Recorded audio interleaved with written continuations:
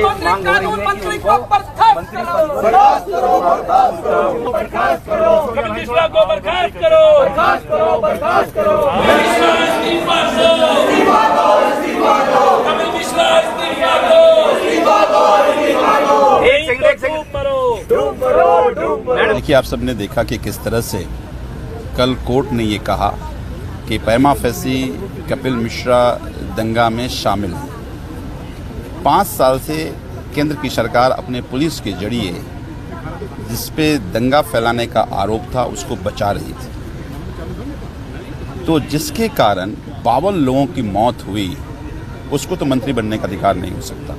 और इसलिए आज हम लोगों ने सदन में कपिल मिश्रा के इस्तीफे की मांग करी है और मुझे पूरा विश्वास है कि भारतीय जनता पार्टी जो स्वच्छता का नाटक करती रहती है वो एग्जाम्पल पेश करेगी कि अगर दंगा का आरोप जिस पर है उससे इस्तीफा लेगी। दिल्ली के दंगों में कपिल मिश्रा जी की संदिग्ध भूमिका को देखते हुए न्यायालय ने कहा है इनके ऊपर एफआईआर होनी चाहिए। चाहे हिंदू मरे या मुसलमान मरे, दिल्ली के लोग मरे, दिल्ली के शहरी लोग मरे, दिल्ली के अंदर स्थिति बड़ी बदतर हो गई थी, उसको देखते हुए अदालत ने कहा है। इसी आधार पर भाजपा वाले पिछले 20 सालों से पूरे देश के अंदर हंगामा मचाए हुए हैं कि किसी के ऊपर भी एफआईआर हो, हायर मॉरल ग्राउंड पर चले जाते हैं और कहते हैं कि उनको इस्तीफा देना चाहिए। अब तो इनके मंत्री के ऊपर एफआईआर हो गई है, तो हम डिमांड कर रहे हैं कि हम सीएजी की रिपोर्ट पर विधानसभा में चर्चा करने के लिए तैयार है, चाहे कोई रिपोर्ट लेके आई है। तो जिनकी मौतों के जो लोग जिम्मेदार हैं या संदेह जाहिर किया गया है, चाहे अदालत बाद में उन्हें दोष युक्त करे या दोष मुक्त करे, हमें उससे मतलब नहीं है, वो अदालत का काम है।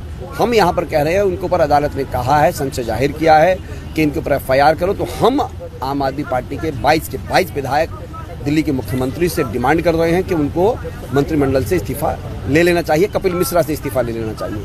हालांकि मुख्यमंत्री के हाथ में भी नहीं है। जो अदृश्य ताकतें जो दिल्ली की सरकार को चला रही है, मेरी उनसे डिमांड है कि लोकतंत्र के तकाजे को देखते हुए कपिल मिश्रा से इस्तीफा ले लेना चाहिए। कपिल मिश्रा जी पर दिल्ली में जो दंगे हुए 2020 में, उन दंगों में कोर्ट ने एफआईआर दर्ज करने का आदेश दिया है और उन दंगों में 53 लोगों की मौत हुई। उस दंगे के अंदर जो कपिल मिश्रा जी ने दंगा भड़काया, उन्हें बचाने की पूरी कोशिश की गई, लेकिन कोर्ट ने अंत में सच्चाई की जीत हुई, उन पर एफआईआर दर्ज करने का आदेश दिया। ऐसे मंत्री को जिसके ऊपर दिल्ली दंगों में 53 लोगों की हत्या का आरोप है, ऐसे व्यक्ति को अपने मंत्रिमंडल में शामिल किया हुआ है रेखा गुप्ता जी ने। ये मंत्रिमंडल का चेहरा है कि एक ऐसा व्यक्ति जिन्हें दिल्ली में दंगे भड़काए, ऐसे व्यक्ति को उन्होंने मंत्रिमंडल में रखा हुआ है। हमने सदन में मांग करी कि उनको तुरंत प्रभाव में इस्तीफा देना चाहिए और वो इस्तीफा ले ये सरकार उनसे, वरना ये माना जाएगा कि पूरी सरकार ने मिलकर दिल्ली में दंगे कराए थे और कपिल मिश्रा के ऊपर जो एफआईआर हुई है उन्हें तुरंत मंत्रिमंडल से बर्खास्त करना चाहिए, तभी ये न्याय की बात होगी। पूरी दिल्ली को पता है, पूरे देश को पता है किस तरीके से दंगाई मंत्री कपिल मिश्रा ने जिस तरीके से दिल्ली के लोगों के साथ इतना अत्याचार किया था। ये एक तरह से वैसा ही था जैसे सज्जन कुमार ने जिस तरीके से किया था, वैसा ही एक चरित्र दोबारा घटना हुई है। कल राउस एवेन्यू कोर्ट ने एक आदेश दिया है कि आप जो है इसके खिलाफ एफआईआर दर्ज करके इसकी जांच करे दिल्ली पुलिस, लेकिन दिल्ली पुलिस अभी तक उन्हें अरेस्ट नहीं कर रही है।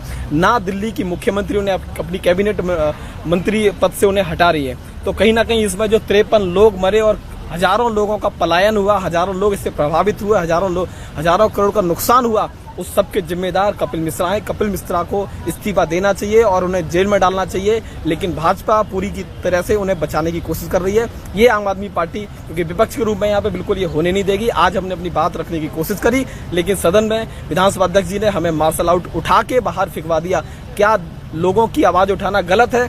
चर्चा चाह रहे थे, हम इस पर चर्चा होती, कपिल मिश्रा जवाब देते, मुख्यमंत्री जी जवाब देती, लेकिन विधानसभा अध्यक्ष ने खुद ही जवाब दे कि नहीं आप ये चर्चा नहीं यहाँ कर सकते। तो दिल्ली के लोगों का दर्द है, ये 53 लोग जिनकी हत्या हुई, जिनके जो खून है वो कपिल मिश्रा के हाथों में लगा हो। मुझे लगता है कपिल मिश्रा को खुद ही नैतिकता के आधार पर इस्तीफा देकर और पुलिस में इन्वेस्टिगेशन में ज्वाइन करना चाहिए और जेल में जाना चाहिए। कपिल मिश्रा जी जो मौजूदा कानून मंत्री हैं दिल्ली के, उनसे इस्तीफे की मांग पूरी दिल्ली में उठ रही है और कोई भी ये नहीं चाहता कि हमारा कानून मंत्री खुद दंगाई हो।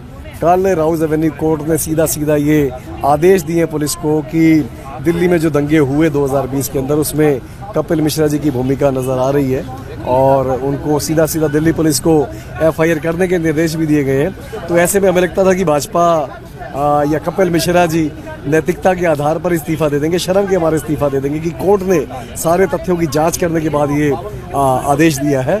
पर जिस तरीके से आज वो सदन के अंदर आए तो हमें लगा कि ये तो शाबाशी मिली है, जैसे भाजपा का कल्चर है कि जितने बड़े आप सांप्रदायिक शख्सियत हो उतनी ज़्यादा आपका भाजपा में कद बढ़ेगा, पहले भी देखने को मिला हुआ है। तो कपिल मिश्रा जी से इस्तीफे की मांग करते हैं कि कानून मंत्री क्या किसी भी संवैधानिक पद के ऊपर ऐसा कोई मंत्री नहीं होना चाहिए जो इस तरीके के दंगों के अंदर शामिल हो। दिल्ली वालों की ये भावनाएं हमने सदन के अंदर व्यक्त की और हमेशा की तरह हमें सदन से बाहर कर दिया गया। कपिल मिश्रा जी पर कोर्ट ने एफआईआर दर्ज करने का आदेश दिया है। 2020 के दंगों में जिन जिन पर एफआईआर हुई है सारे तिहाड़ जेल में हैं। कपिल मिश्रा जी को दिल्ली पुलिस को तुरंत गिरफ्तार करना चाहिए। क्यों दिल्ली पुलिस गिरफ्तार नहीं कर रही है? क्यों मुख्यमंत्री रेखा गुप्ता जी उन्हें अपने कैबिनेट से बर्खास्त नहीं कर रही हैं? क्या भारतीय जनता पार्टी दंगों में शामिल थी? क्या उनके आशीर्वाद से दंगे हुए जो दंगई को बचा रहे हैं? तो हम बिल्कुल कपिल मिश्रा के इस्तीफे की मांग कर रहे हैं और आगे भी करते रहेंगे। लेकिन सत्ता पक्ष का कहना है, जैसे अभी चर्चा हो रही थी सीएजी पे चर्चा होनी है, उनका ये कहना है कि आप लोग सीएजी पे चर्चा में भाग नहीं लेना चाहते, बच रहे हैं उससे, इसलिए आप ऐसे मुद्दे कपिल मिश्रा जी को क्यों नहीं वो बर्खास्त करते? क्यों कपिल मिश्रा को बचा रहे हैं? क्यों कपिल मिश्रा इनके काउंसिल ऑफ मिनिस्टर्स में है जबकि पूरे दिल्ली ने, पूरे देश ने देखा है कि वो दंगे भड़का